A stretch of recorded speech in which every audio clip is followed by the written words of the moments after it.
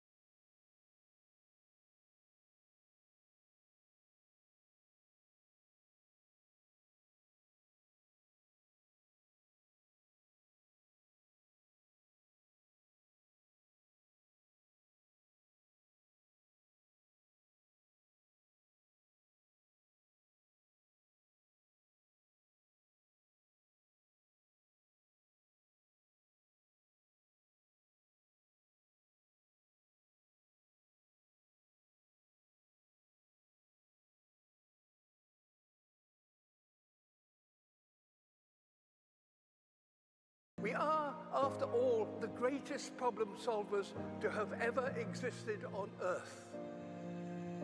To fix you.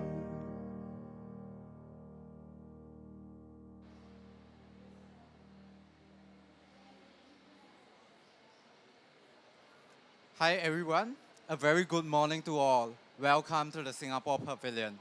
We'll now begin our first program of the day, Nature at the Core, Scaling High Integrity NBS Markets. Without further ado, please join me in inviting Mr. Benedict Chia, Director General at the National Climate Change Secretariat, Singapore. A round of applause for Benedict, please.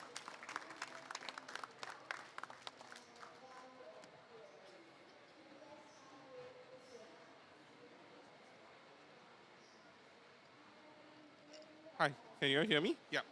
Okay, well, thank you everybody for coming here this morning for this session on Nature at the Core. I think after such an inspiring video, it's a bit of a challenge for me to keep pace.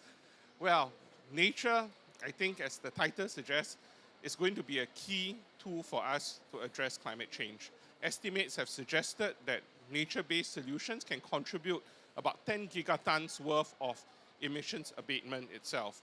10 gigatons is actually significant because if you look at where we are right now, the world is estimated to emit about 60 gigatons. So it's a sizable share of what how much it can contribute. But apart from just carbon abatement, nature is also important because nature is also a key source of employment, a key source of livelihoods. and we need to address, not just reduce emissions, but reduce it in a sustainable manner that creates livelihood options that are resilient to the impacts of climate change. Apart from the economy, potential economic benefits, nature also has substantial co-benefits in terms of biodiversity and in terms of the ecosystem services that it provides, especially in an increasingly warming world itself. So with this, I really wanted to kick off the panel discussion and the presentations that you all were here. Singapore government, we awarded a couple of months ago a request for proposal for nature-based climate solutions. It's about slightly under 2.2 million tons of carbon credits at around 60 million US dollars. And we have gotten all the partners whom we have worked with to be on a panel and to present, to share what they have done, and really to highlight how the various solutions and projects that we are investing in and we are trying to push forth actually bring significant benefits in terms of carbon, in terms of economy, and in terms of sustainable development. So I think without further ado, we'll start. Thanks. We'll now invite the project developers from the request for proposal to share more about their perspectives. Without further ado, please let me invite Mr. Aadith Moorthy, CEO of Boomitra, to share more from his perspective.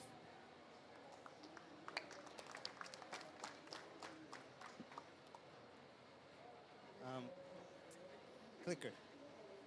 Hello, everyone. Thank you for having me here in the Singapore Pavilion. It's definitely an honor and a privilege, not just to be here, but of course to be part of the project selected by the Singapore government for inclusion into the RFP and in this process. So at Boomitra, we work on soil carbon. Soil stores more carbon than all plants and the atmosphere combined. And the opportunity here is that a significant amount of land globally is degraded, and agricultural soils can store gigatons of CO2 per year through improved agricultural land management. And restoring these soils can lead to substantial benefits, not just in terms of carbon, but in terms of biodiversity, livelihoods, and much, much, much more. And carbon finance, we have this unique opportunity here to bring in carbon finance to enable that transition to happen. Now, for a long time, we've been doing it through voluntary means, but with this, with the movements made by the Singapore government, we're entering this into the compliance world as well, into the world of Article 6. And so Boomitra helps farmers and ranchers to restore ecosystems and transform agriculture into a powerful carbon sink. So this happens by farmers and ranchers doing improved practices like cover cropping, composting, mulching, rotational grazing, many more practices that lead to more carbon getting into the soil, while at the same time, over the medium term, it also helps to improve the yields for those farmers at the same time. Now, so Boomitra works alongside many partners on the ground. We are lucky to have many great partners, all the way from the World Food Program to leading NGOs such as BirdLife, to the world's largest sugarcane processor, to one of the largest cotton supply chains in the world, many more partners all around the world that support us in enabling us to work with landowners on the ground. The farmers and ranchers adopt improved practices around soil carbon sequestration, increasing soil carbon through the improved practices. And we quantify this increase that happens as well from these farmers through a hybrid system of using satellites and AI and soil sampling. We quantify that increase that happens, the before and the after in soil carbon. And that change is turned into carbon removal credits. Now, of course, it seems very simple here, but there are many, many moving parts in making a carbon project actually work and putting it all together. But at the end of the day, finally, what is interesting about our model potentially is that the vast majority of every carbon credit's gross revenue goes back to the farmers and ranchers and local communities. The vast majority of the gross revenue goes back. And the majority goes back directly to the farmer as a cash transfer to them as well. And we are doing this around the world today. We have a growing portfolio of projects: Mexico, Argentina, Paraguay, Kenya, India. Those are some of our Vera validated and registered and mostly verified projects. And we have a growing set of projects in different parts of the world that are in pipeline as well. And within this pipeline of projects and existing projects, they are consistently growing as more landowners are interested to join into our projects. There is a consistent growth, but at the same time, there's also interesting Article 6 linkages between our different projects, including, for example, the Singapore and Paraguay. So what we have as part of our agreement with the Singapore government is to supply credits from Paraguay, which is a country just a bit south of here, and deliver that as correspondingly adjusted credits to the Singapore government. But there's many other countries, of course, that are also getting into the momentum here. Mongolia is one that recently signed the implementation agreement with Singapore, and much more. But what really sets soil carbon apart, there are many things that do.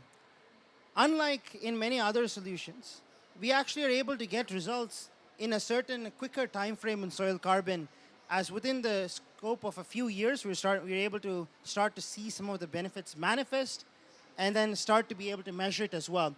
And then, of course, there's multiple co-benefits. There's improvements in yield, improvements in biodiversity, all of those.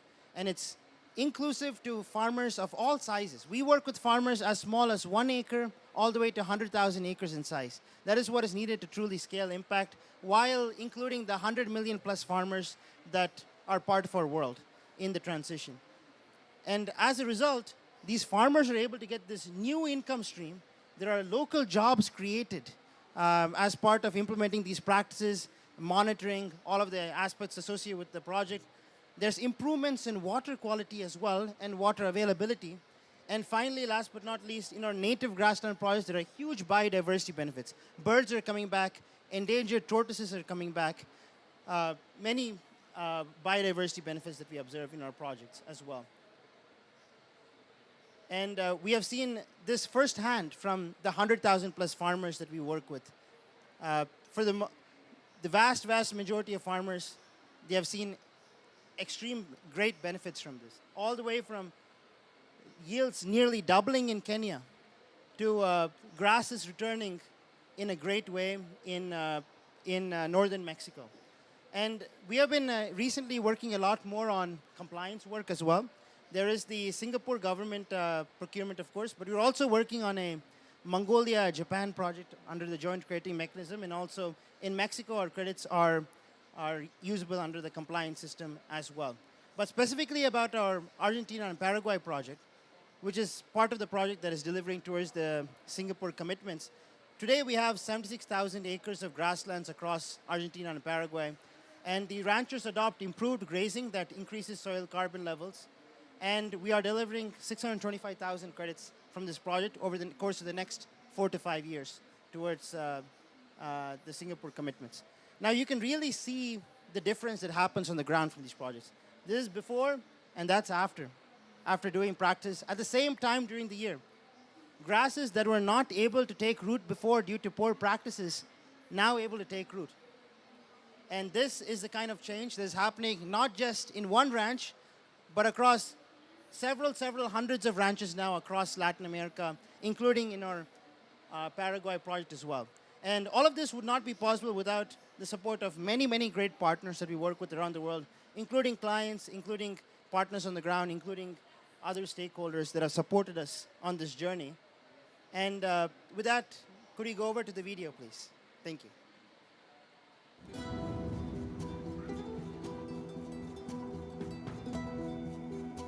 Boomitra means friend of the earth in Sanskrit. We work with farmers and ranchers all around the world and help them to increase their soil carbon levels through improved agricultural practices. The conventional way of doing things from the soil carbon world, the individual soil test by a lab can cost north of $100 to $200 per test. And it turns out that it's not economically feasible to generate carbon credits with that kind of a system. Boomitra have found a way to use satellites and AI to photograph and analyze different wavelengths of light bouncing off the Earth, allowing them to quickly and cheaply determine levels of carbon within the soil. We're not asking the farmers to take their lands out of crop production. We're asking them to slightly tweak their practices. We have what we call a phygital model, where There is the physical relationship and advisory that comes from our partners on the ground, but it's also complemented along with digital solutions and digital software that we are providing, apps, dashboards, and more. We use over 100 plus satellites. We use all of this data in a data fusion to measure soil carbon levels. We are providing moisture, nutrients, and other insights to farmers, which enable them to grow more with less and adopt the necessary practices that lead to soil health to increase and soil carbon to go up. Boomitra has sequestered 14 to 15 million tons of CO2 into the soil. I would be the first to tell everyone it's the very beginning of our journey. And just to quickly add, all of that footage of livestock and pastures that you saw, those are from our project on the ground in Paraguay, actually. So that's where the work is actually happening, is leading to the carbon sequestration and to the outcomes. Thank you. Thank you so much, Aadith. I will now invite Ms. Hoon Ling, Director from GenZero, to share more about the work they do. Ling, please. Thank you. Can I have the clicker, please? Oh, yes, sorry. Thanks. Okay. Good morning, everyone. I'm Ling Min from GenZero. Welcome to the Singapore Pavilion. Very pleased that all of you could join us today, and I would love to share with you a little bit more around the project that we're invested in. So this is the Kwahu Landscape Restoration Project, and it's been developed by Agile Climate Solutions. Just as a context, Kwahu is located in the east of Ghana, and the objective of this project really is to restore 51,000 hectares of degraded lands through agroforestry-led interventions, and you'll create livelihoods for up to 25,000 smallholder farmers in the local communities. Before I go on to share more about the project, let me tell you a little story, because I think the context of what we're doing here is so important for us to understand why do we need to do what we're doing now. So just taking you back a little bit to history, at the turn of the 20th century, around the early 1900s, cocoa was first introduced to Ghana via actually the Amazon. And actually at that point in time, Ghana was lush with forests. We have 8 million hectares of tropical forests. And cocoa actually as an understory crop was traditionally just grown under the high shade native species canopy. Unfortunately, due to large-scale cocoa farming, deforestation took place. By the end of 1980s, early 1990s, we had incidences around the bushfires, which further exacerbated the landscape conditions. So today, what we have is the highly degraded landscapes, low productivity, and increased poverty. So actually, many farmers in the Kwahu landscapes are dreaming of a way to get back to the cocoa agroforestry system that they've seen before. But obviously, they don't have the means to do so anymore. And we hope that through our project, we'll be able to restore the landscape back to its natural state. And the way we're going to do this, obviously, is through carbon financing. I don't need to tell all of you, the global opportunity for carbon credits is immense. We expect the market to triple by 2030. And we feel that restoration credits or projects are a good means to deliver into that global demand for a couple of reasons. ARR credits are able to demonstrate high additionality and permanence. It's also a more cost-effective way of delivering removals with high durability, nature-based solutions today compared to technology-based solutions, removals, which are still more costly. And finally, I would say nature-based removals have been authenticated and validated from some of the high-profile corporate and tech buyers, including the likes of Microsoft and Meta, who have entered into long-term offtakes. So for all of these reasons, we feel that the restoration project will have the ability to deliver into the global demand. Now, of course, why Ghana? So Ghana has actually been one of the front runners in the global carbon markets. It was actually the first African country to receive performance-based REDD+ payments, and also one of the first countries to enter into Article 6.2 arrangement, starting with Switzerland, and now they have implementation agreements with Singapore and Sweden, which demonstrates the very stable and well-established carbon regulatory framework that they have. So now time to talk a little bit more about what we're actually doing in the project. So quite simple, we are doing 3 key interventions. The first one, very simply, is to re-establish the high shade agroforestry system that was there before. And we do this through planting native shade trees alongside the cocoa and plantain crops. This serves two purposes. A, obviously introduces the biodiversity back into the environment, but B, also it helps to increase the diversification of incomes even to the local farmers. They are now able to go beyond just a single cocoa crop, but also to multiple crop, including some botanical products from the native shade trees. The second intervention that we are doing is to actually reforest the degraded forest reserves. And again, we are going to do so through introducing 10 to 20 different native species, one of which is the African mahogany that we see here. And finally, the third intervention, which is also quite important, is to reintroduce rewilding, right? So through rewilding, we're actually able to induce natural regeneration and do a little bit of enrichment planting. And the way to do that is to set up fire protection, set up fencing to prevent encroachment. And over time, we hope to reintroduce the wildlife back into the environment. Of course, we're operating in a landscape with smallholder farmers. We're talking about each of them maybe 1 to 2 hectares. It's very important that we do that in a coordinated manner. And that's why we have what we call the community-based resource management areas, or the CREMAs for short. Essentially, these are community-based landscape governance systems, which includes the indigenous leaders from the traditional council, the farmers, the local communities, in a shared decision-making process with subcommittees. So what that does is actually really to get a centralized decision-making around important issues, FPIC processes, benefit sharing, but also sharing some of the best practices around agroforestry and how do we do that. Over time, we hope to inculcate a long-term ecological as well as economic resilience for the communities. To recap again, the project area is 50,000 hectares. We are aiming to generate close to 20 million tons of credits over the 40-year project duration and over 5 million native trees to be planted in the long term. Clearly, we can't do this without the team on the ground. And these are just some footages of the highly committed and community-driven operational field team. We have the nursery team, and a call out to the nursery team. We are actually prioritizing the recruitment of women on the ground because that was truly where they can value add in the process in the nursery. And of course, we have the rewilding team and several other key stakeholder engagements along the process. Aside from the Arderiu climate team, we're obviously also working with local and international partners. One of the key local partners for us is actually NCRC, which is the Nature Conservation Research Center. They're an environmental NGO in Ghana, operating for more than 30 years, extensive experience in championing community-based, climate-smart agroforestry practices.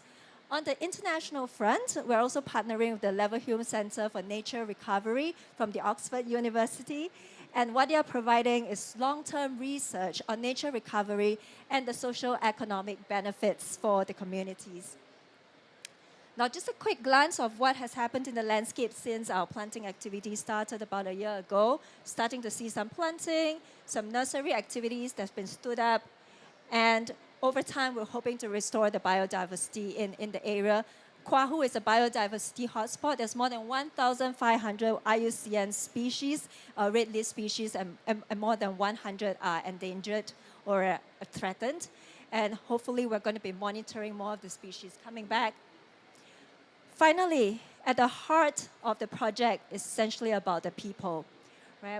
What we are really hoping to do is to reintroduce a sustainable production of the cocoa crops without sort of devastating the environments, to provide the food security and resilience for the communities, to increase their incomes, to generate jobs. And we are targeting to generate at least 1,000 jobs with at least 20% to be women. And I think at the heart of it, I would also just like to draw back to where I started with. Ultimately, it's about cultural preservation. We're reintroducing what has been done before. It has been lost, and we think the communities will want to see the cocoa agroforestry system again. With that, I'll bring on the video because it's going to be much more impactful than what I've just said.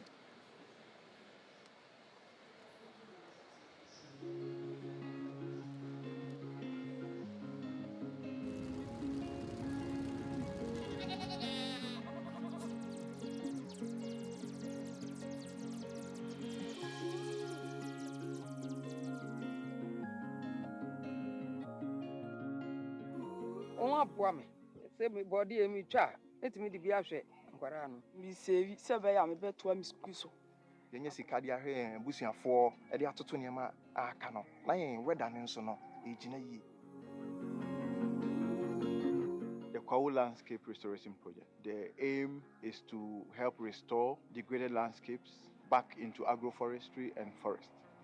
Ajafo leaders eba yen community na omni yebeka safa cocoa agroforestry ho. Sene be ya ombetimi restore yen plants na wo ho na afi ho ndada no. Ntimi de mete nkomo na ya me de yi ntimi imagine say me de me ho be shim pa. Ye ha asase no. Ya ne ja tai e be hye. Enti no ase ye dua nua no a ebema asase mu adwo na ewie mu no nso aboa ye da ache. This year you have climate no I say your weather na say this year for instance your farming system na nya kra nso ni disturb be a big time. Inti ma farmers do na ho ache no. Inti aja abai di enim say aja a game changer. Me we school for na mani so adi ho se be ba agric officer.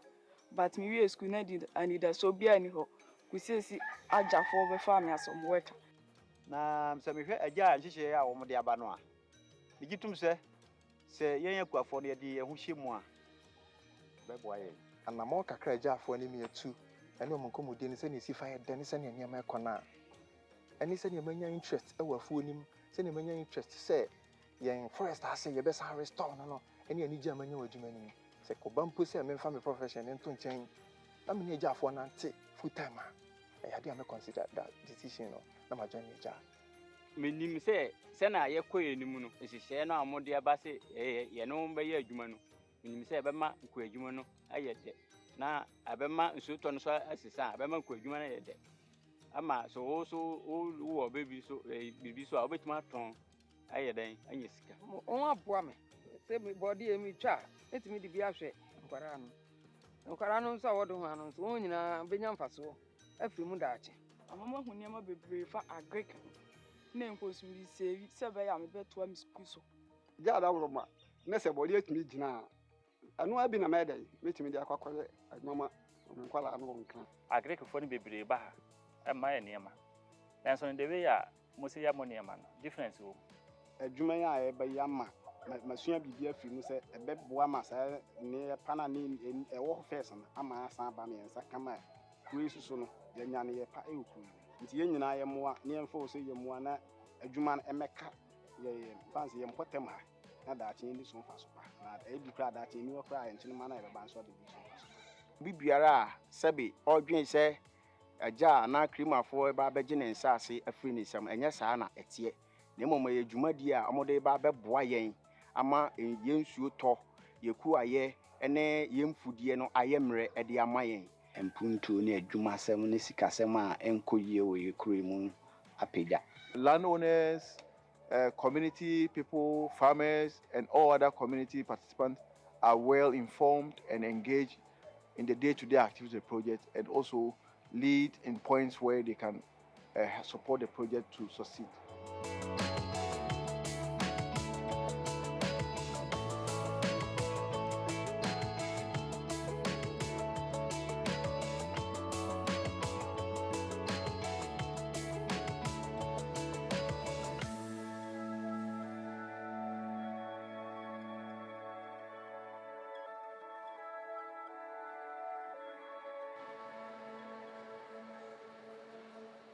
Thank you so much, Ling from GenZero. We'll now invite Enric, Global Head at Mercuria, to share more about the work they do. Enric, please. Thank you. So, I'll start describing how we got to these two projects. But first, so Mercuria, large commodity trading house.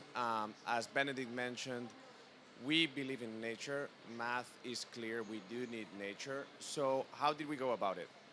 We actually put $500 million of our own capital to deploy investments into the what I call the value chain of nature.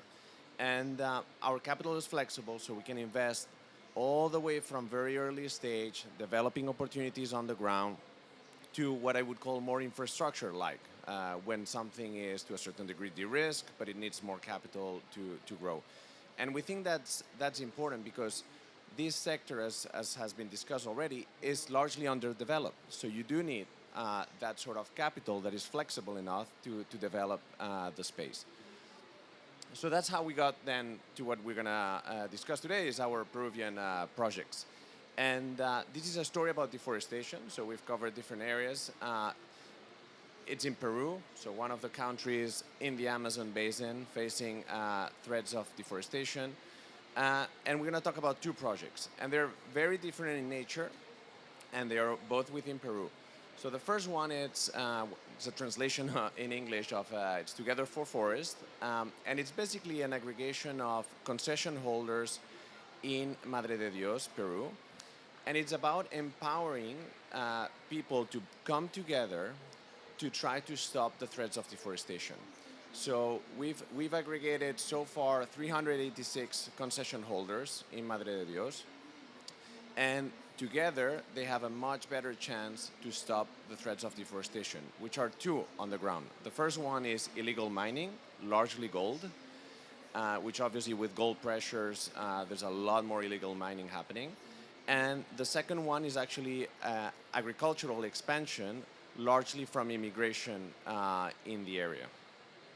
So those are the threats, and by basically creating this community group, they're able now to access finance, carbon finance, they're able to access other types of finance, they're able to access tools around sustainable agricultural practices, but also they're able to drive enforcement, monitoring on the ground in partnership with the government in a much more productive way than they were ever before, because they were disaggregated. So this is a story about aggregating people together.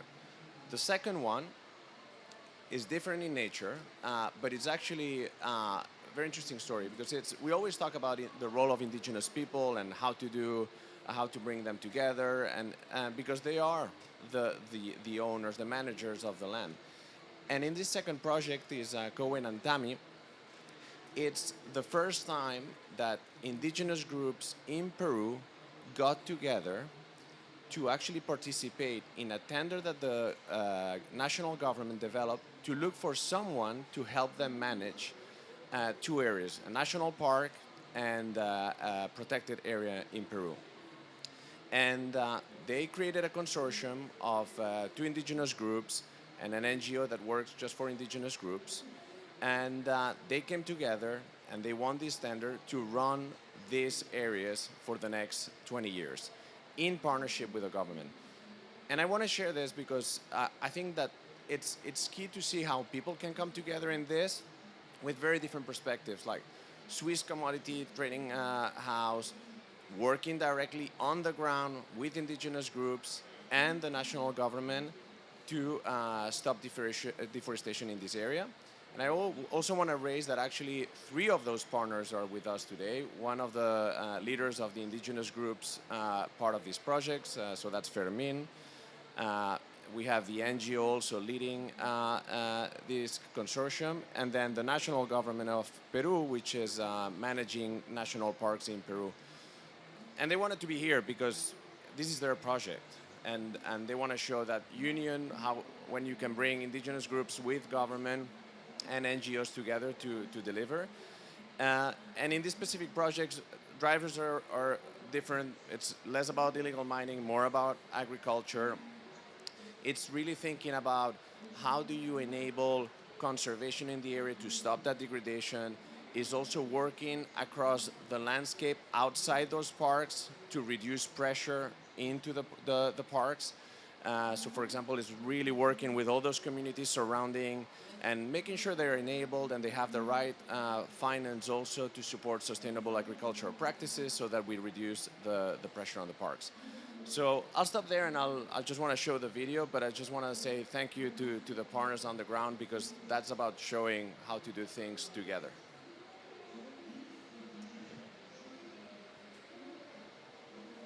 In the heart of the Peruvian Amazon, a new commitment to the future is born. For the first time in Peru's history, a consortium led by indigenous organizations is co-managing 2 iconic protected natural areas, marking a milestone in participatory conservation. The Kowanantami Consortium works with indigenous communities and the Peruvian government to safeguard the natural and cultural richness of the Yanachaga Chemiane National Park and the San Matias-San Carlos Protection Forest. Formed by the indigenous organizations RNAP and AMARCI, together with the NGO DRIS, the consortium co-manages these two protected areas alongside CERNAMP, Peru's National Service of Protected Natural Areas. Our mission: to preserve these natural treasures, curb forest loss, protect biodiversity, cut greenhouse gas emissions, and promote sustainable development for local communities. With Sylvania's support, we are implementing a REDD+ project in the protected areas, using a landscape-level approach. These efforts not only prevent deforestation and restore degraded lands, they reward indigenous communities for their crucial role in protecting forests. This groundbreaking alliance unites indigenous organizations, the government, NGOs, and the private sector. A win-win that ensures a sustainable future for nature and people. We are the Kowanantami Consortium, and we believe in conservation with local development.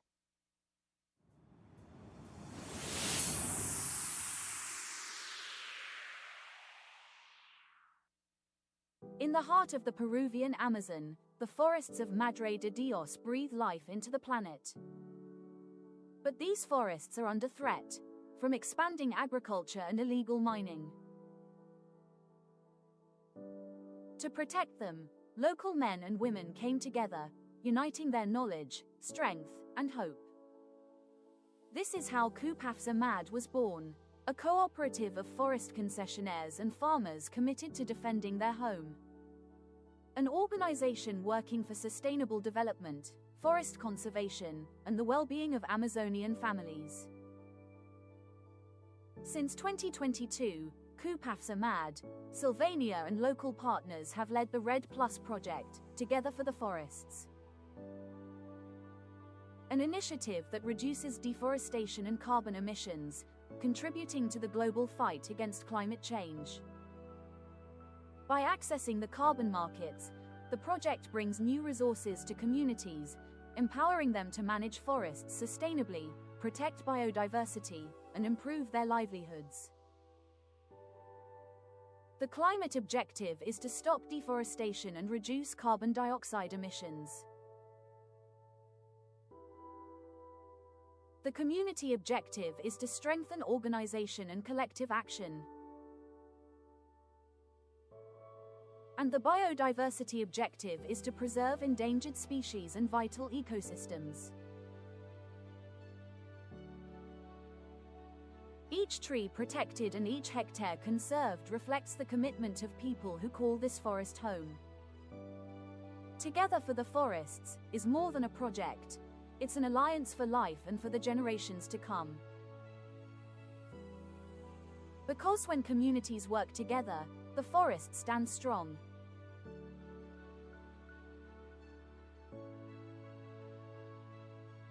And when the forests live, so does hope.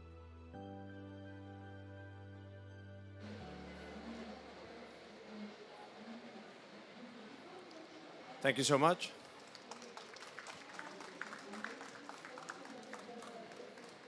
Please scan the QR code if you would like to find out more about these projects. Thank you so much, Benedict, Aadith, Ling, and Enric for sharing more about your experiences. For those of us who just joined us today, in September this year, the Singapore government contracted 2.175 million tons of carbon credits in nature-based solutions. These are from 4 projects in Ghana, Paraguay, and Peru. Today, the project developers, Boomitra, GenZero, as well as Mercuria, are here to share more about their experiences. In the next segment, we not only invite these project developers, but also invite other ecosystem players to discuss the importance of nature and how to scale up financing for nature-based carbon credits. Without further ado, please join me in inviting the moderator for the next session, Mr. Saurabh Joshi from Climate Impact X.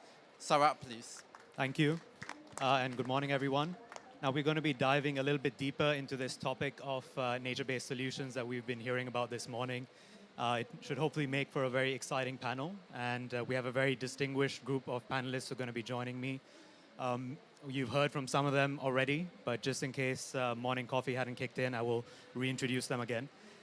So if I could please invite Aadith, Moorthy, the CEO and founder of Boomitra, Ruben Lai, co-founder and CEO of Arcadia, Hoon Ling, Director of Investments at GenZero, Enric Arderiu, the Global Head for Environmental Products at Mercuria, and Benedict Chia, our Director General for Climate Change at NCCS.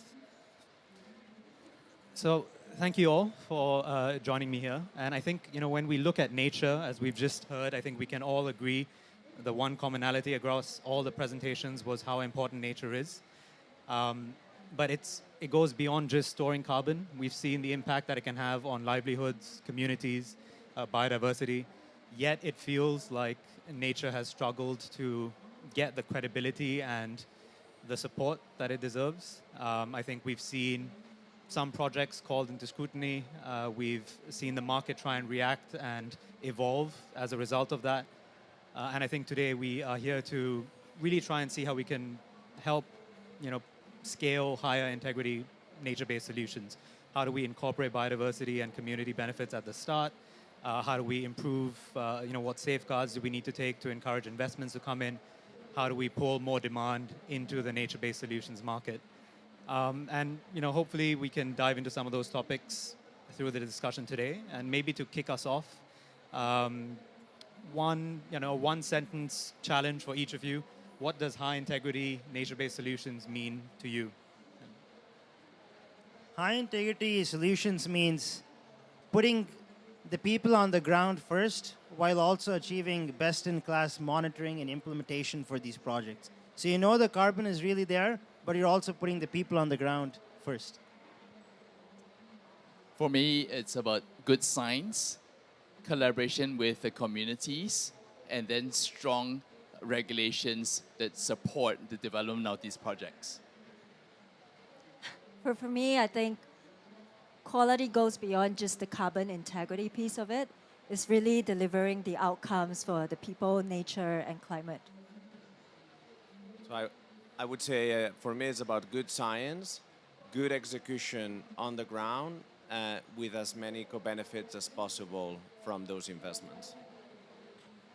For myself, it's about unlocking something and making something happen that would not have occurred otherwise. Excellent. So I think there's some commonality around there, around good execution, supporting the wider objectives of nature-based solutions, and hopefully seeing the benefits extend beyond the forest itself. But let's dive a bit deeper into the supply side and maybe look at some of the project development work and how we can help create high-integrity nature-based solutions. And Aadith, maybe I'll start with you. We heard and we saw some of the benefits that farmers can achieve through your project, but maybe could you walk us through some of the learnings that you've had when it comes to the equity and designing fairness in your models when you're working with farmers to ensure that they can also enjoy in the benefits of these sorts of carbon projects? Now, that is one of the hard things to do in this space, is to ensure equity and fairness while successfully also generating carbon credits. Now, that is why we work with farmers of almost all sizes, all the way from 1 acre to 100,000 plus acres. And that's a key part. That's very important, because we don't want to be exclusionary to farmers who are too small or too large or somewhere in between. We need to be inclusive of all farmers of all sizes.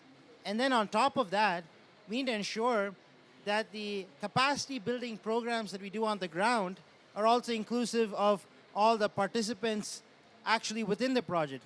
Because all too often, the land might be in the name of the eldest male in the household. But then it's everyone in the family, the children, the women, the men, are all involved in the agricultural practice or in the ranching practice, whatever it may be.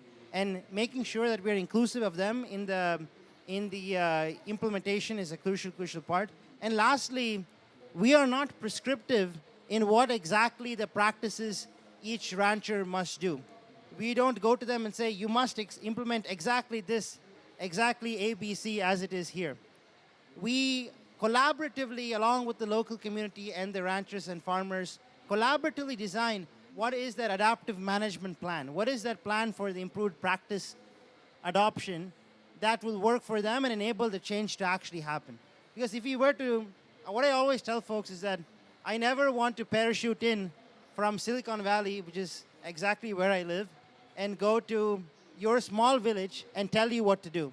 If I were to parachute in from Silicon Valley to your small village, you would not believe me, you would not be maintaining these practices for the long term. None of that would happen. So you have to work in concert with the local community to make these changes actually happen. And that's what we've been doing all around the world. And I think that's the key part of ensuring the equity and ensuring that the changes are sustained and adopted wholesale by the whole community.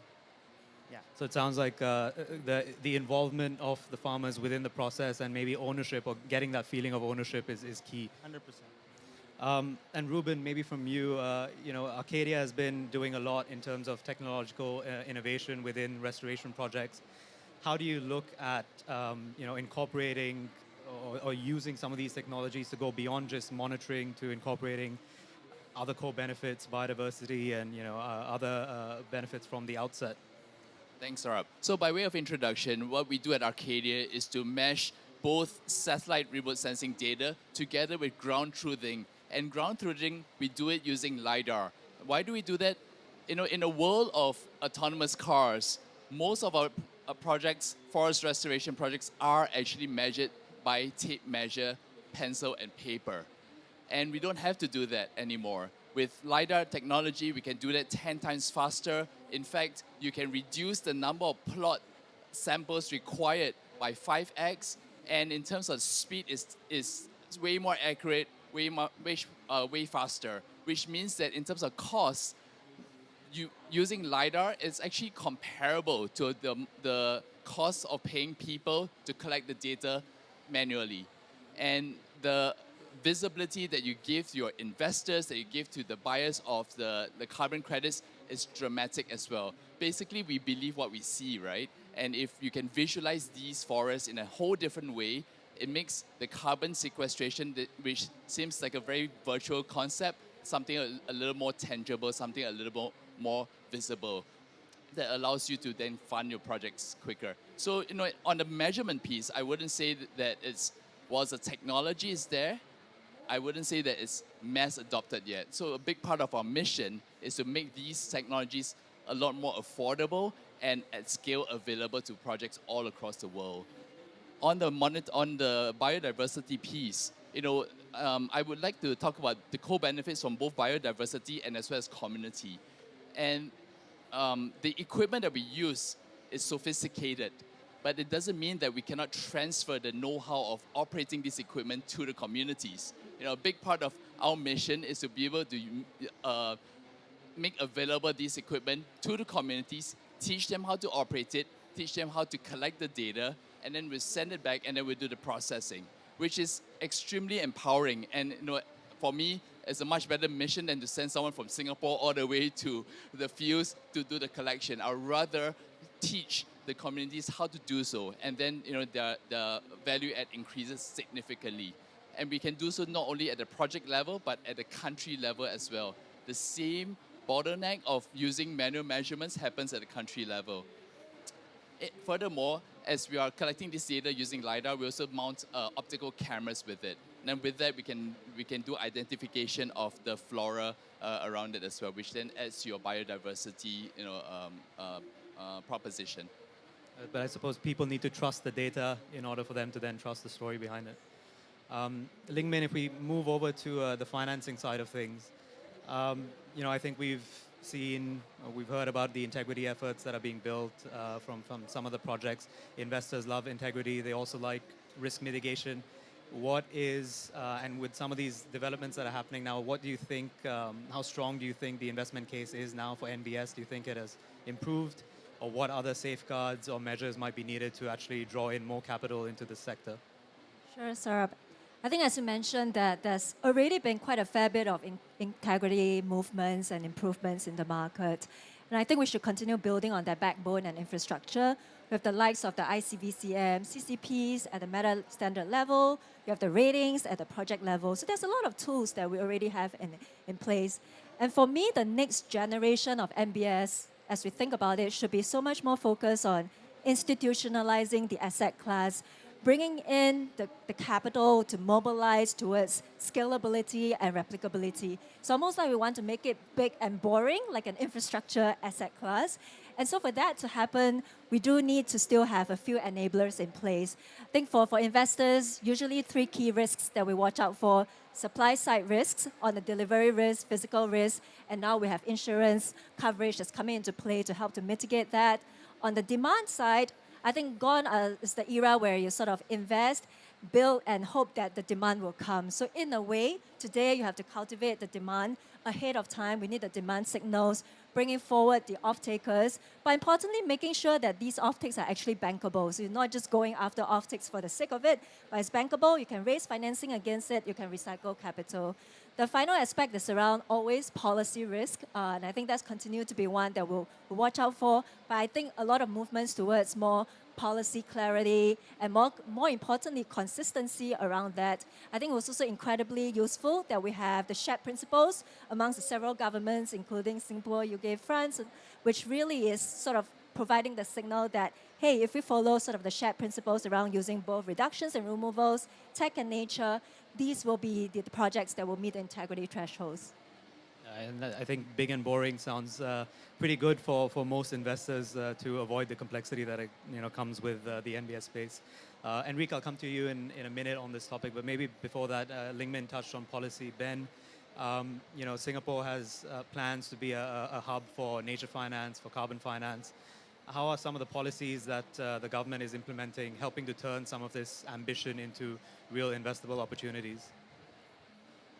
Yeah, thanks so much for the question. So I agree. I think policy is absolutely important. And how we approach policy in Singapore is to lay out very clearly our key principles. What exactly do we see as our key criteria that underpins high quality? We listed that out. There's 7 in total. But more than that, principles at the 50, 60,000 feet level actually don't give much assurance when you try to translate it down to the investment level. So what we do is that beyond the principles itself, we have a whitelisted set of methodologies that lay out what are certain specific methodologies that are accepted under the Singapore carbon tax mechanism. Of course, that list itself is something that we will also need to negotiate with our partner countries, because in some cases, they have a subset of that list and they do not want the entire list of methodologies. And we make that clear in all the various agreements that we actually sign.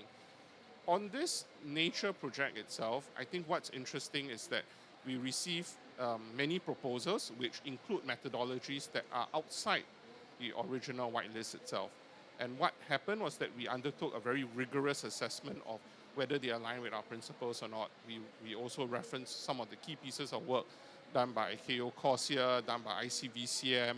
We leveraged on rating agencies to better understand some of the risks at the project level itself. And at the end of the day, we actually expanded our whitelist. We added 2 more methodologies that were not previously in our whitelist. Safeguards were also included because there were certain areas that were flagged out as being of concern itself. And the whole purpose of doing all this is really, firstly, we wanted to provide policy stability, but not rigidity. So we are also prepared to make adjustments as the science improves. It tells us that, there's a certain approach that actually makes sense, that is aligned with our principles itself. Thanks. Yeah, I think having policy that is clear, but having a nimble policy is also going to be critical for the market that usually is reacting on an almost daily basis to changes. Enric, one of the big questions in any market really is how do you align supply and demand? How do we make sure that the projects that are being developed match what buyers are looking for? What gives buyers the confidence to commit today in some of these projects, and what more do you think needs to be done? So I think the first thing is, as you were mentioning, the accounting. I mean, that's the basic thing that in a way, has been improving significantly. So that's essential. Once you go from there, I think that there's different things. So the first one is, what is the actual enabling environment for that? And I would segment it usually with compliance markets, where there's clear signals from governments, whether it's buying internationally, like the case of Singapore, or designing their own programs internally that allow for those opportunities to develop in country. So that's strong signals. And I think the key, especially when you're thinking about investments that have long-term paybacks, like for example, a reforestation project only starts generating cash after 7 years, 6, 7 years. So you really need policies that are long-term to enable that sort of investment. I think the second thing is to help develop more compliant voluntary markets, you need more visibility on claims. There's always, an argument is what is the claim that you can make with this unit? Different countries have different views at the macro level, whether it's a GSG protocol, whether it's SBTI, whatever it is, it's not yet 100% clear. And that's leaving corporates that do want to do and invest and buy in this space, they're on the sidelines to wait to have that clarity. And I would say the other thing is, we always forget when we talk about demand, we forget about the supply side. And I think about the supply side is, you do need that sort of partnership model that maybe in the past was less done, that I think new programs are enabling. It's about value sharing. You need long-term relationships on these projects, especially when you're thinking about landscape levels. How do you engage with governments? So you have really kind of that top-to-down approach and value sharing. And I think that's really kind of going to give that long-term confidence on supply, so that also the demand side can see that things are being done properly. And it really then incentivizes that demand to start showing. And then I would say the last point to me is we need also consistency about what is eligible on the demand side, right? And I think that's one key thing that I think Singapore has done is really kind of driving some of that to say those are the different things we want to do, because the last thing you want, especially when you're investing across all different countries and different types of projects, is you really don't want pockets of demand. It's extremely costly, very transaction intensive to have to identify those different pools and work it. So I think that someone like Singapore really driving a lot of that is essential, because then next country doesn't need to reinvent the wheel. They can say, actually, Singapore is doing a great job. I can rely on their work. And then it creates consistency on demand that is going to help capital formation. Great, thanks. And we're going to come back to the point you brought up on partnerships in just a minute as well. But Ling Min, you work with both buyers and developers. How do you think pricing in nature-based solutions need to evolve so that integrity is being rewarded, but at the same time quality is competitive, and that buyers still see value in investing in a project? What do you think needs to change there? Yeah, I think just building on to what Enric was mentioning around pricing and demand, I think pricing obviously needs to reflect value. And within value, that embeds elements not just on the carbon integrity piece of it, but obviously on the co-benefits. We think about projects with CCB labels from Vera or the SD Vista labels from Vera as well. How do we embed this value within the carbon unit and reflect that? And I think in a way, looking at ratings is also a good way to think about it. We look at just some empirical evidence from ratings. For every notch up from the ratings, you're actually seeing about 20% premium to pricing. So I think over time, we're going to start seeing some stratification of pricing across different products based on sort of the ratings that they get. And just like Enric mentioned, I think aside from the voluntary side, if you look at the compliance side, obviously having the carbon tax is a very useful price signal that helps to guide the demand.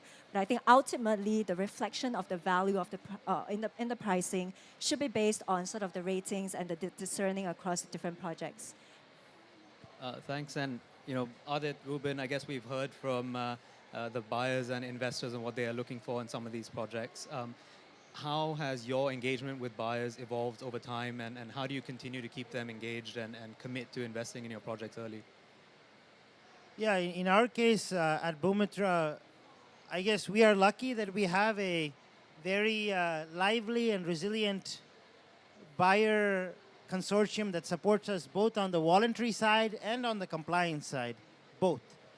Just last week, we announced 2 different clients, actually, on the voluntary side, Deloitte and Rio Tinto as major off-takers for our projects and our credits. So we have very lively voluntary side as well and a very lively compliance side.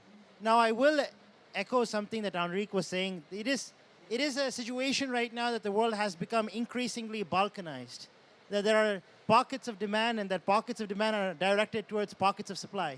And you have to be able to match those effectively in order to sell effectively right now. So I have European and US clients who are very interested in the Latin America portfolio and the Africa portfolio, Japanese clients interested in the India portfolio, and then there are these bilateral agreements between countries through which we sell certain amounts of credits. There's, of course, the Paraguay stuff that we're working on with Singapore, but then similarly, we're working on a Japan project with Mitsubishi Corporation, in collaboration with them in Mongolia to feed into the Japan ETS and so on. There are these pockets of demand. You have to be kind of effective in matching these pockets of demand right now from the compliance side and also to a certain extent from the voluntary side. On the voluntary side, of course, the buyers want a great story that they have alongside the purchase as well. So, for example, when Rio Tinto bought from us, the story is that they have these huge lithium mines that they're building in Argentina, and they're buying from our Argentina project that's helping ranchers to restore lands, which within the, relatively speaking, the same biome as where their lithium mines are situated in. So there are these stories, there are these linkages, and there are these things that need to be done. But for the most part, I think the clients have been very supportive and also very understanding of the realities within this market. Because this is not like a regular commodity market. It's not like I just produced a bunch of steel and then I sell the steel to another person. Well, it's an asset that you can't really visualize. It's a carbon credit. And it takes a very long time right now because it takes a long time to get these projects certified through the standards, Vera, Gold Standard, whichever standard. It takes a long time. There are delays that happen. Nature is finicky. Nature is not like using a computer. You do 1 + 1 = 2. It doesn't work like that. It takes a long time, but the buyers, the great part is many of our buyers have been very supportive and understanding. Nature takes its time, and also the audit system and the checks and balances, of course, take their own time. And we are lucky that, for the most part, the clients who have stuck with this market to this day, to where it is now, they are very understanding clients. And with their support, we've been able to implement these projects and have demand across both voluntary and compliance. Lingmin, you and, want to comment? and maybe I was just going to do a shout out to Saurabh from CIX. I think whilst a lot of the activities now obviously are taking place bilaterally with corporates trying to match supply and demand across that, I think at the same time trying to bring some of the flows onto the exchanges, creating baskets, creating auctions that meet certain project types, creating eligible sort of indices, will help us bring into a more, hopefully slightly more commoditized world. Obviously, there are certain incentives to keep projects maybe still trading bilaterally for some sort of arbitrage opportunities. But if you want the market to truly scale and be liquid and transparent, then sort of that's the role the exchange plays. Thanks for highlighting that, Lingmin. I don't think I would have been able to do that and maintain an unbiased view as moderator. But Ruben, would you like to come in as well?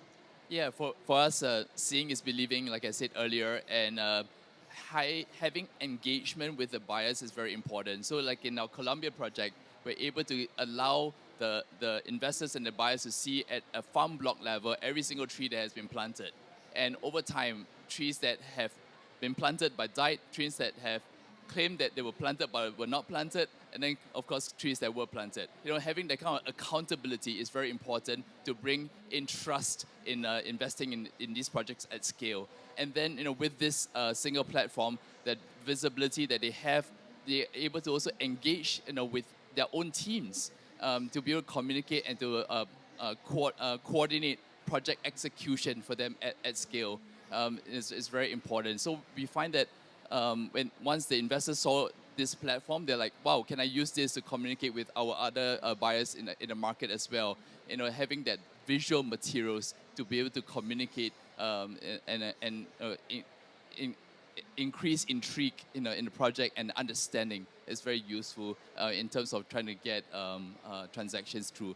At the end of the day, we are by and large in a buyer's market at the moment. So on the supply side, we need to do all that we can to differentiate ourselves, to stand up against the rest of the supply that's in the market. That's the reality of things. So it's in a way, if you're trying to sell a house in a buyer's market, you want to make your house look the prettiest on the street to get attention.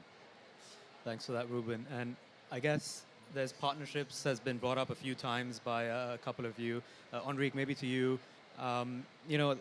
We've seen more of these sorts of partnerships and collaborations coming out in the market between developers, intermediaries, buyers.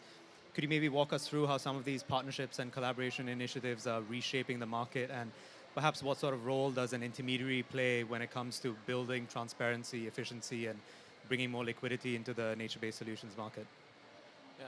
So I think it's a little bit of a reflection of the kind of the moment we're in, right? So you know how some of these consortiums help. I mean, there's different ways they help. I would say they can bring a level of transparency, depending on how they are set up, how they communicate about what they're doing.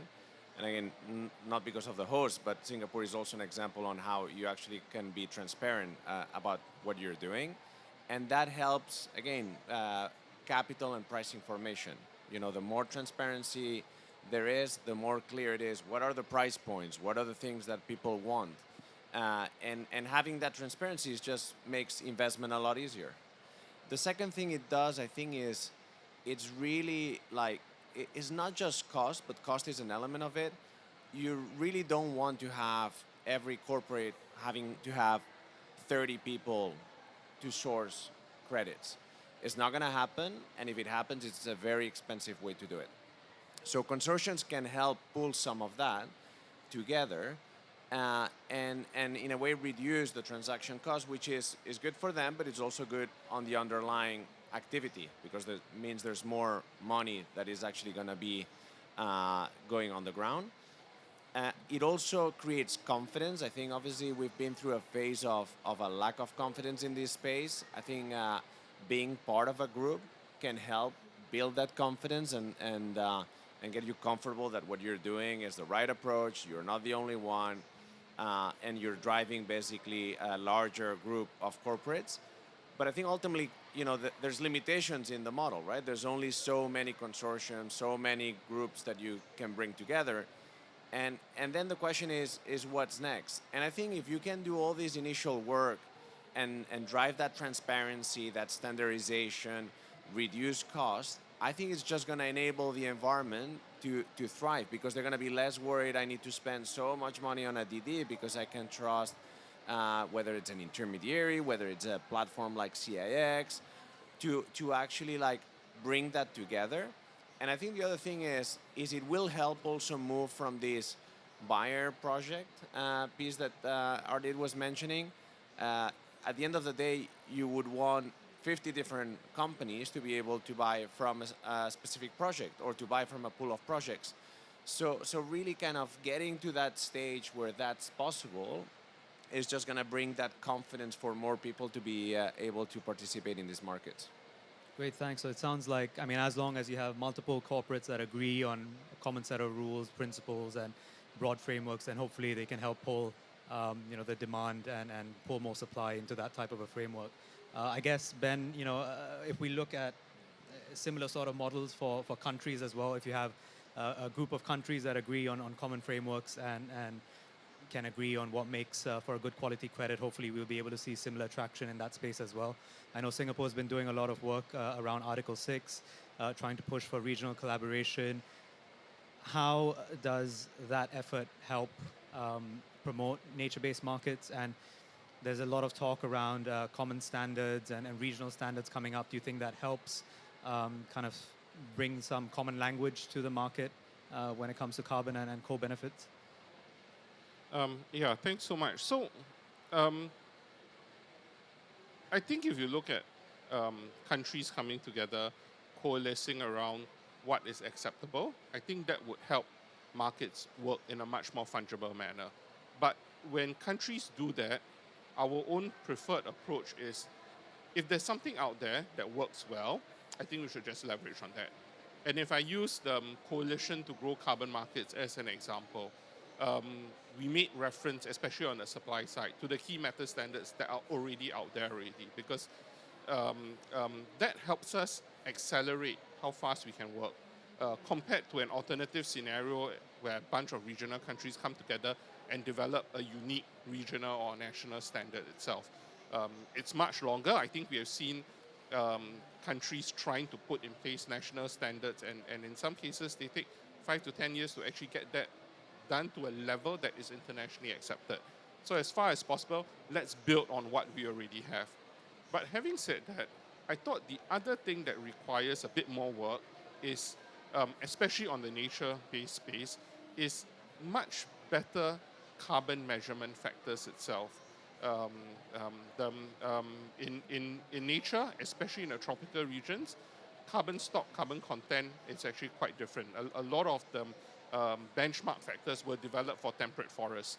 And when you compare it to what does it look like in a tropical forest, actually the stocks are actually different. In fact, what I've been hearing is that tropical forest grows a lot faster, stores a lot more carbon, though in some instances actually is subject to more risk itself.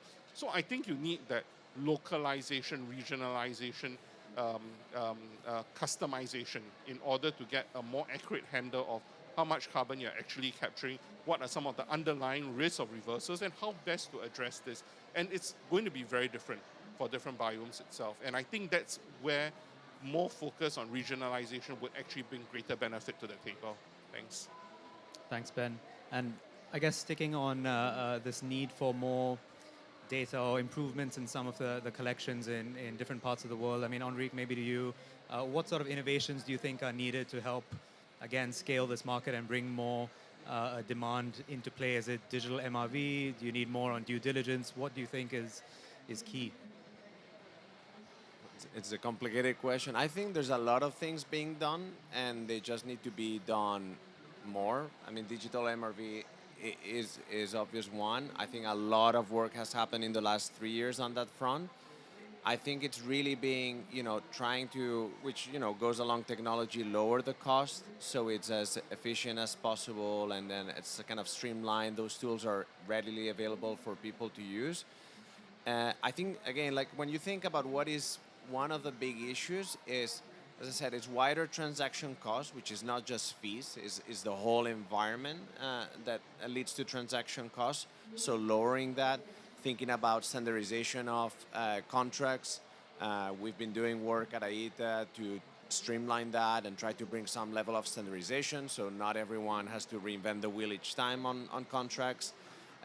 Developing more platforms like CIX that can bring that transaction cost to a very, very low point. And enabling also both forward and future markets so that there's price transparency, not just kind of in the near term, but that you have transparency on what pricing could look like 4, 5, 6 years down the line, so that also gets demand confident. So it's really a patchwork of things, and I believe we're doing them, just more needs to be done. Yeah, I would actually also add, it might sound a bit strange, I actually think probably we can do less rather than more. It's an instance where we actually have a lot of tools that are already available today, more standardization, more harmonization, rather than developing more incremental standards and methodologies. I get Ben's point that some of it might need to be regionalized and fine-tuned for local nuances, but I guess to resist the temptation that I want to build something new again for my specific project type, for my specific geography, might be one that will really help in scaling the market. The other side is also even on the demand. We talk about consortium, and I think the consortium have done a great work in terms of standardizing maybe the due diligence processes. So now the science goes through a standard set of advisors or diligence firms that help to do that in terms of ascertaining whether they meet the project quality. However, I think on the contracting piece of it, after a project clears the diligence, sometimes you still go through individual contracting with the end buyers. To Ruben's point, we're maybe in a buyer's market today. We're getting all sorts of bespoke requirements that at times go above and beyond what the standards and methodologies require, which A, adds costs, which might still be okay if the buyers are willing to pay for that. But B, it risks undermining kind of the whole purpose of having a standard body or methodology that has, or CCP label that already tells you that the project has fulfilled the criteria. So I think that's the bit that whilst we're in a buyer's market today, as we start having more buyers in the room, it's quite important that we get to more standardization of contracting around damages, penalties, remedies. And I recall the days that actually Aadith does have an ERPA contract or template out there, but today people are just kind of fine-tuning the various aspects around it. And why it's so important to do that is because if we want the offtake again to be bankable, you want to bring it to a commercial bank, they're going to look at some of these remedies clauses or additional requirements. And if it doesn't meet that criteria, the bank doesn't provide the financing, you get trapped again in a very subscale project and you can't recycle your capital as equity investors. So I think maybe doing a little bit less at this juncture would be better than doing more. Excellent points, thanks. Just to add very quickly, maybe it's a slightly contrarian point, but we only think that the voluntary part of the market is a buyer's market. The compliance part of the market is certainly a seller's market right now for us. So any credits that are Singapore eligible, potentially Singapore eligible, or potentially Japan eligible, they're oversubscribed for us actually right now. Like there's a very, very significant increasing demand right now on the compliance eligible side for the credits. So the more compliance linkages that we can get, the more it becomes a seller's market for us. And we are working to enable every single one of our projects to have at least some kind of a compliance angle, be it an Article 6 angle or even a domestic carbon tax angle available to it. Then it suddenly becomes a seller's market for us, and then it suddenly becomes much easier. But in that world, actually, the important thing is that there's a certain base level of quality standards that are set, and we exceed those. But then anything above that base, it essentially becomes to a certain extent commoditized, and that's how we scale. And of course, Singapore has that certain base of what are the carbon principles. There's a CCP, of course. There's CORSIA. But going above and beyond that, then you're able to potentially be commoditized and just sell very quickly. And on the point about the agreements, there are some bespoke agreements that we still do negotiate, and it takes us months and months to negotiate those. But in a growing manner, we nowadays, from doing many spot or very short-term offtakes, we have a standardized template. And we are able to transact some of those deals in the span of like a week or 2 weeks, which is not necessarily like in other commodity markets. It still takes a bit longer than other commodity markets. But we are seeing the potential for doing this way, way, way faster already. Our existing templates, which we just present to the client, and then we just transact on that template. So it is happening, but it's not necessarily happening fast enough and at the scale of the whole thing. But as I said, certain parts are a seller's market. They're not a buyer's market. But getting into that seller's market is what we need to aspire and get into so that we can scale much faster. Otherwise, we will not be able to scale to the gigaton scale. Thanks, Aadith. And standardization is going to be key to scale. Final question to each of you before we open it up to the audience for any questions. Quick look into the future. If you had a crystal ball gaze into the future and say we're at COP31, wherever that may be, and you're looking back, what is the one thing that your part of the ecosystem could have done to help scale high integrity nature-based solutions? Yeah, well, we can go in order. Sure. I think it's similar to what I just said. I think it's enabling further compliance linkages for our projects and enabling our projects to scale through those compliance linkages where they are oversubscribed for their units. So enabling more of those linkages, enabling us to sell more through those linkages. We are very curious to see what happens with CORSIA over the course of the next year. Many people think it'll finally become active as a market over the course of the next year, and then even more compliance demand and hopefully oversubscription for our projects so that they can really scale to the gigaton scale. For me, I like to see one, compliance markets, but also more buyers coalition. And I think that aggregates the demand so that the individual project developers don't have to serve a multitude of myriad of buyers and all of their various whims and fancies to scale much faster. And then within these consortiums, demand higher use of technology to scale projects. Because right now, as we see, most of the projects are still extremely manual in the processes, and that doesn't help anybody, especially going into the future. I think for us as an investor, we hope that we have contributed to the role of actually channeling capital into both the project side as well as the enablers piece, really trying to mainstream this asset class into something that other institutional investors can come alongside like ourselves. And we've done that in the nature-based solutions projects where we've invested both in reductions and removals as long as it meets the integrity threshold. So on reductions projects, we're looking at accelerated co-transition, that's on the tech side, but equally on the nature-based solution sides, avoiding methane emissions with sustainable rice farming.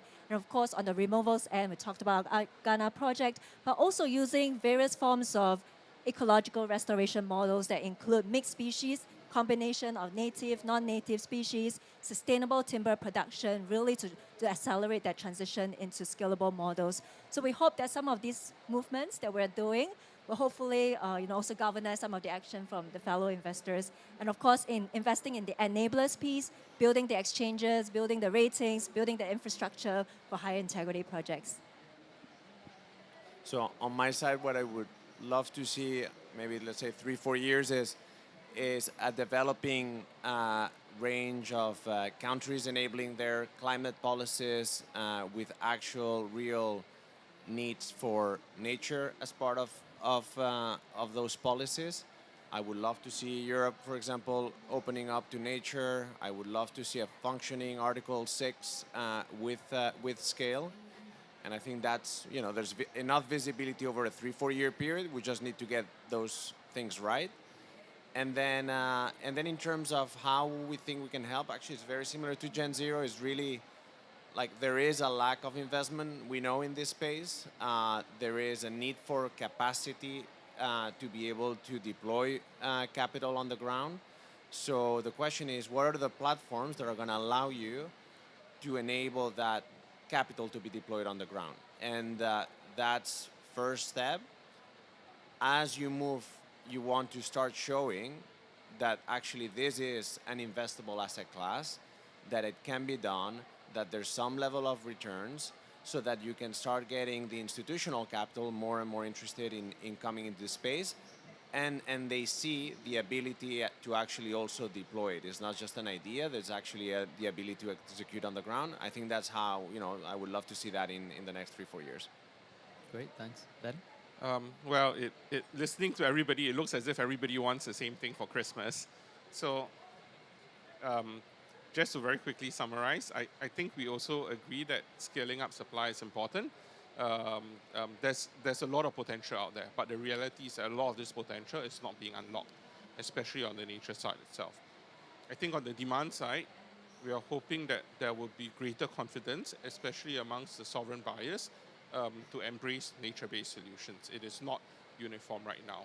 And then the last point I want to make is that I think what we also hope to see is greater blurring of the lines between voluntary use as well as compliance use.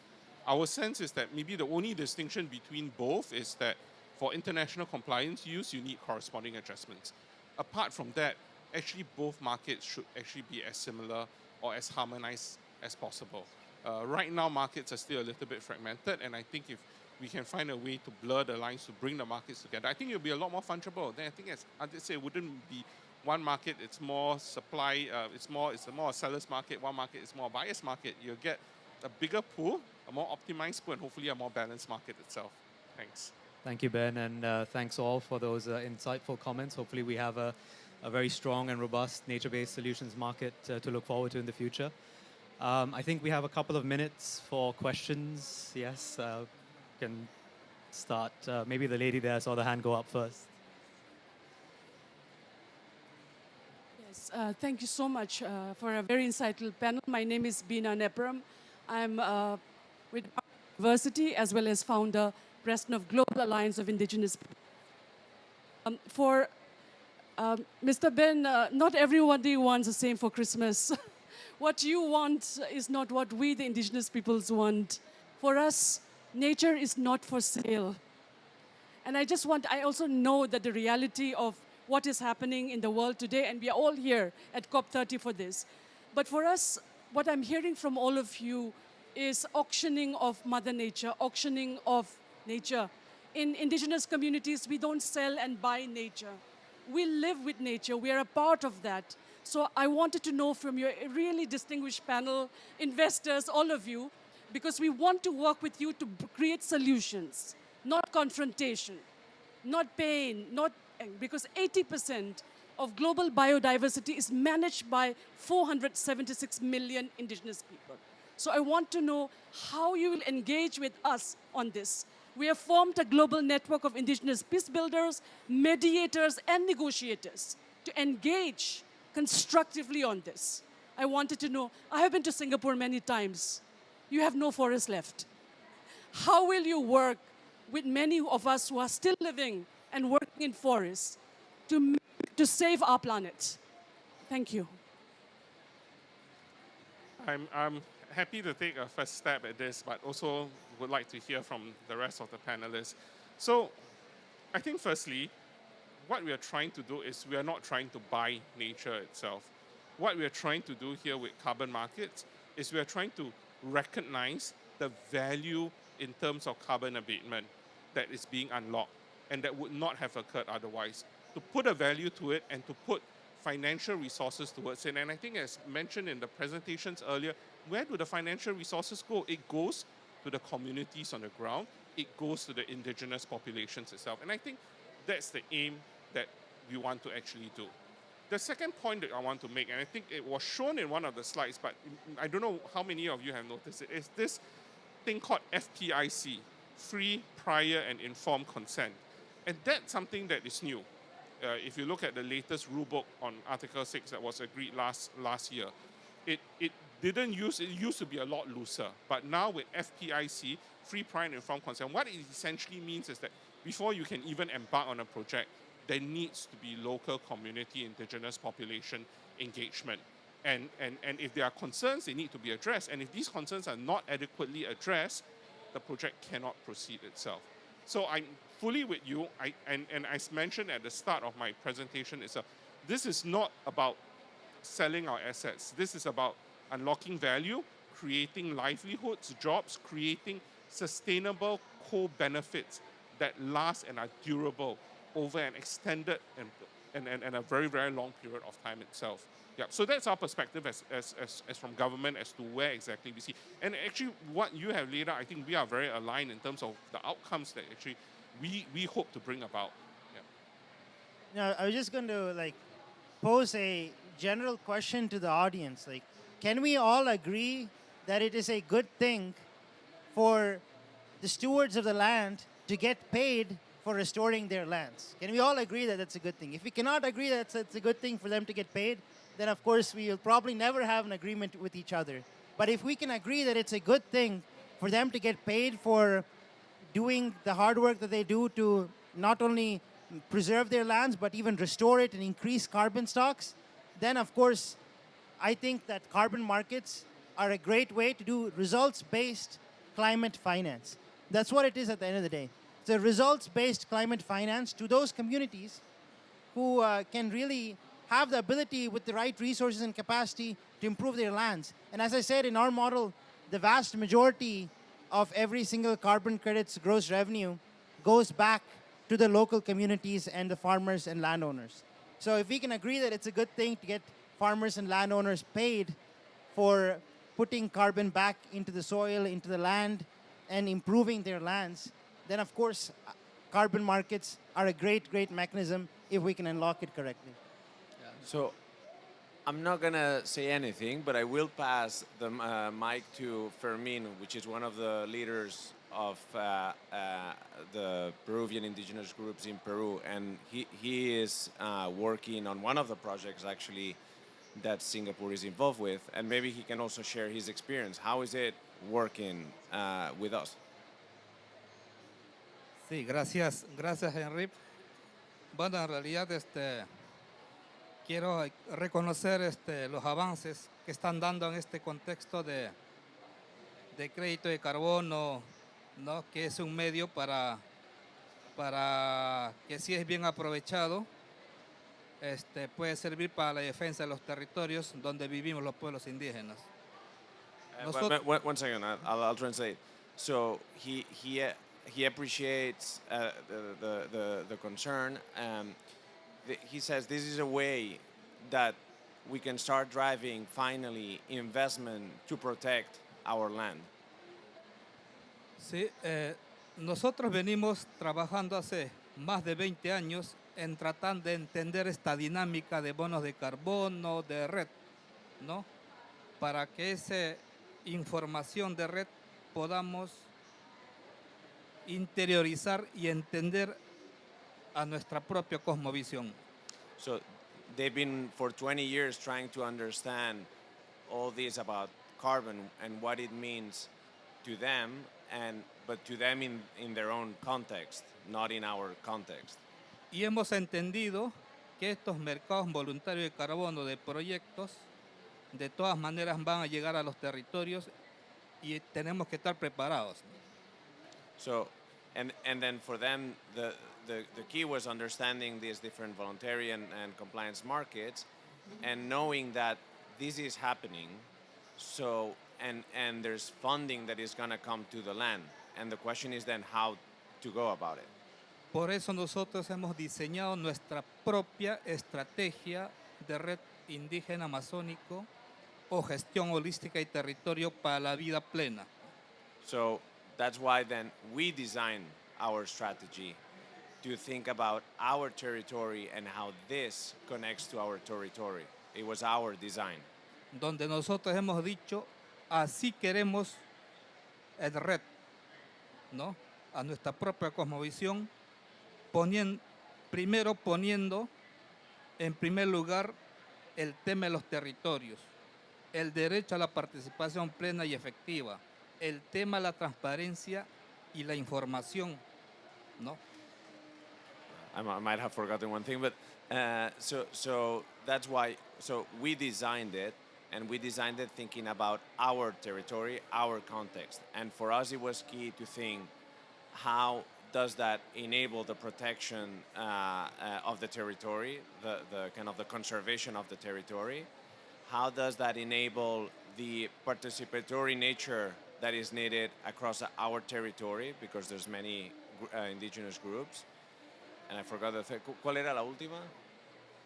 La cogestión, la gobernanza. Yeah, and how do we manage that together? How do we do it in a transparent way? Dialogando con el Estado, que aquí está Davis, hemos entendido, ¿no?, de respetar el trabajo de los pueblos indígenas, que podemos hablar el mismo lenguaje, ¿no?, para protección de nuestros bosques, ya sea por Red Plus o cualquier otro mecanismo que nosotros ya venimos implementando, nada más. And we can work with others. We can work with the government too. We just need to have a common language on how to do this, but we're doing it now. Thank you. I think we probably have time for one last question. I had seen this go up first, sorry, but yeah.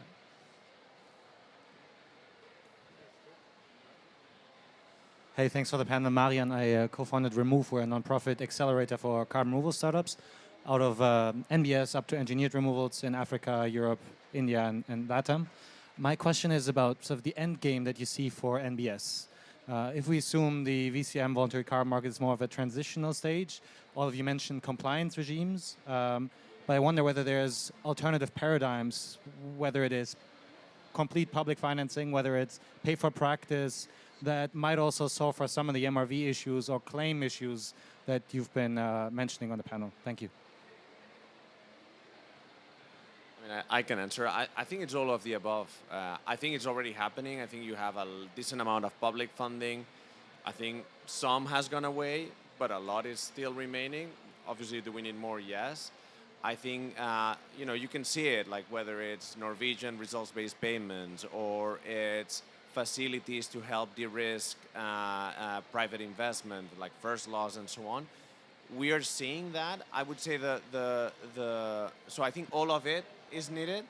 I would say what I find extremely painful is to access these different pockets of capital or funding is just very painful, right? So you end up spending, again, back to transaction cost, a lot of time to try to bring those pools of risk and capital together to potentially like help enable, you know, some of these projects, initiatives, and landscape level approaches.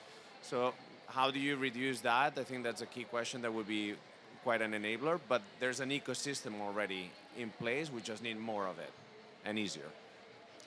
Thank you. I think we are at time, unfortunately, Ling Min, but hopefully you can find an opportunity to discuss after the panel. But please join me in thanking the panel again for this excellent talk. Thank you so much. Can the speakers please stay on stage for a photo? Thank you.